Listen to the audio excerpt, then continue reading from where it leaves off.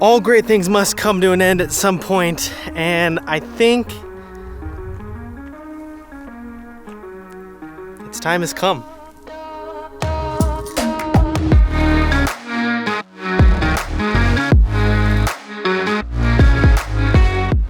To this day, I still remember the first time I saw a BRZ. I was exiting the freeway and I looked to my left and I saw this World Rally Blue Subaru, but it wasn't a WRX, and I didn't know what the BRZ was yet. And I saw it and I was like, I need that car one day. So I looked up how much they cost. Brand new, they're affordable. They're sub 30 grand. I think back then they were like 25 grand. And I thought to myself, I could actually afford that car one day. Sure enough, a couple years later, I ended up with my very own Toyota 8.6. Not a BRZ, but they're the same car. When I was originally shopping for my 8.6, I wanted a car that I would have for years and eventually engine swap, and maybe my kids will drive it one day. When I buy new cars, I kind of go big with them in terms of, I'm gonna keep this car forever. This is gonna be my, my everything car. And I would still love to engine swap a BRZ, particularly with an LS motor.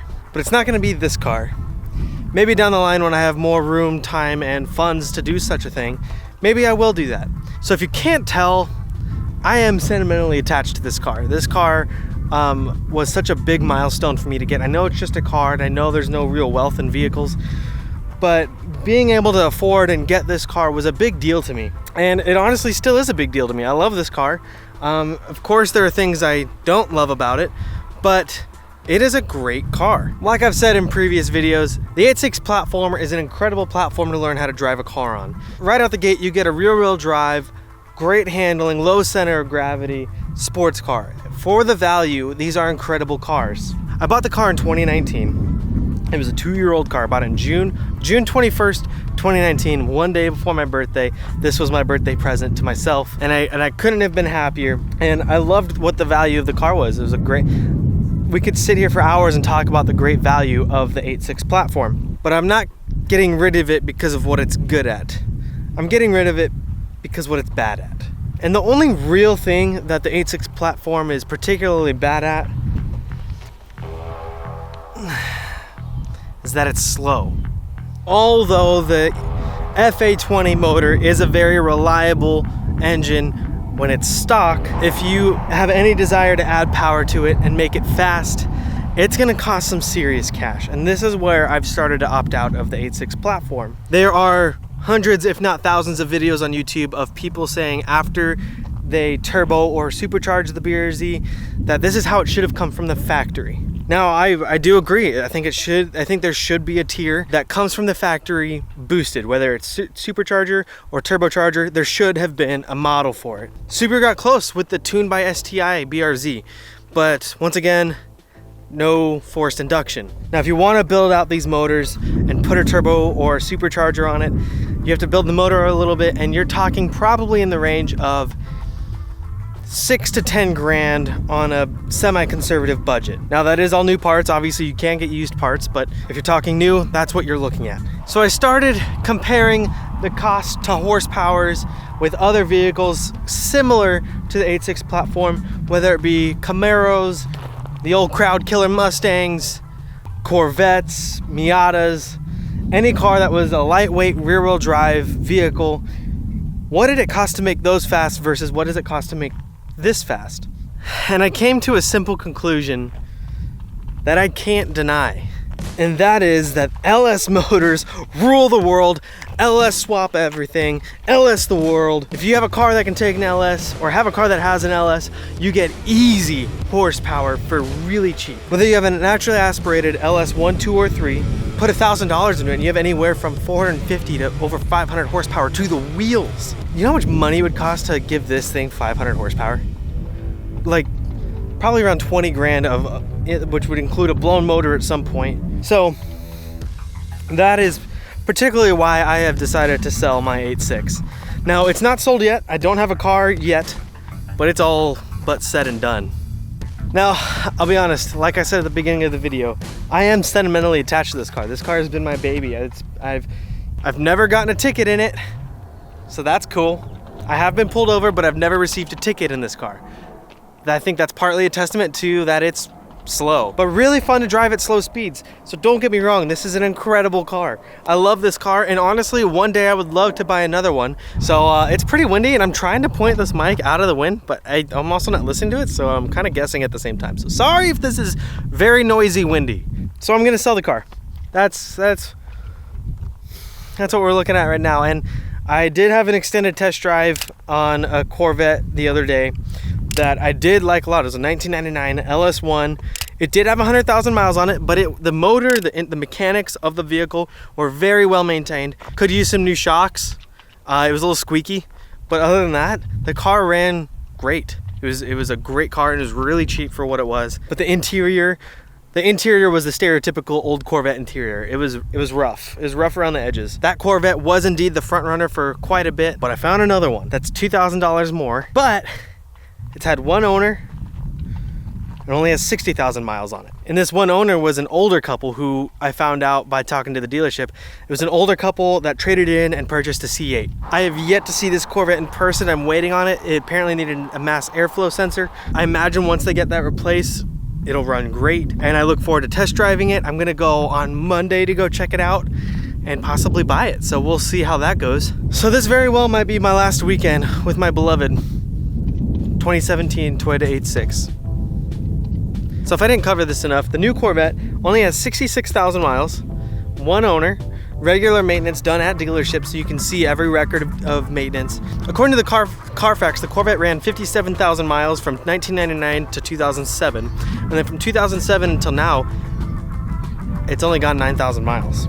There is another Corvette, a third one. It's also a 1999, one owner as well. It's in better condition than the current front runner, but it only has 24,000 miles. Now, with the LS motors, with good maintenance, high mileage doesn't scare me. I'm actually a little bit more scared of the 24,000 mile car because it's only ran 24,000 miles over the course of 22 years. We're gonna go on the road though. We're gonna go for a little drive.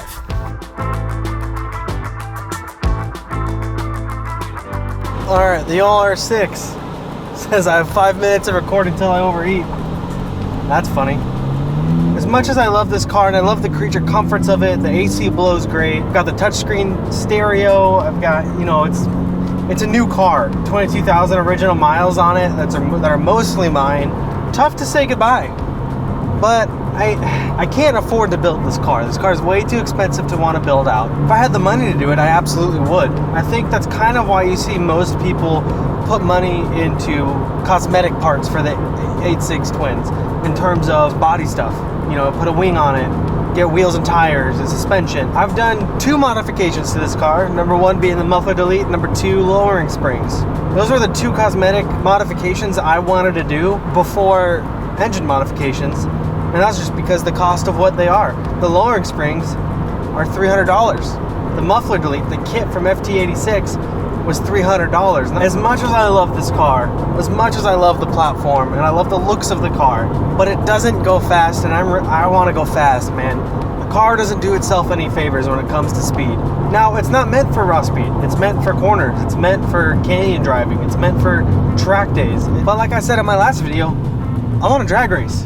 You don't even need a helmet in this to drag race on an official drag night. I'm not saying that's a bad thing.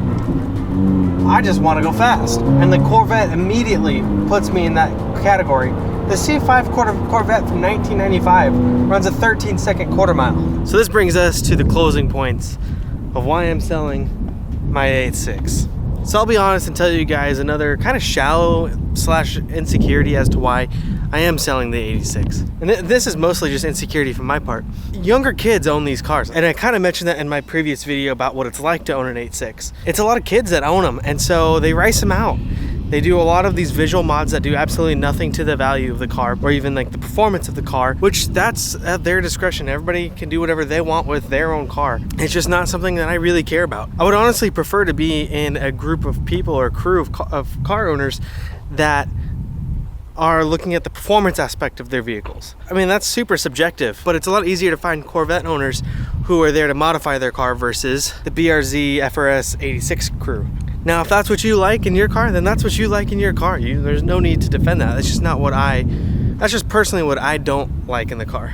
And a little side note, the R6 did overheat, but I had a decent drive to get to this final spot destination for some photos. I wasn't timing it, but it sure as hell seemed a lot quicker than 40 minutes. But that's just me. I mean, we did the test. It said 40 minutes. But thankfully, I had a decent car ride to get from where I was to where I am now, because I thought getting some parking garage photos would actually be kind of cool for the car. I'm here in downtown Gilbert.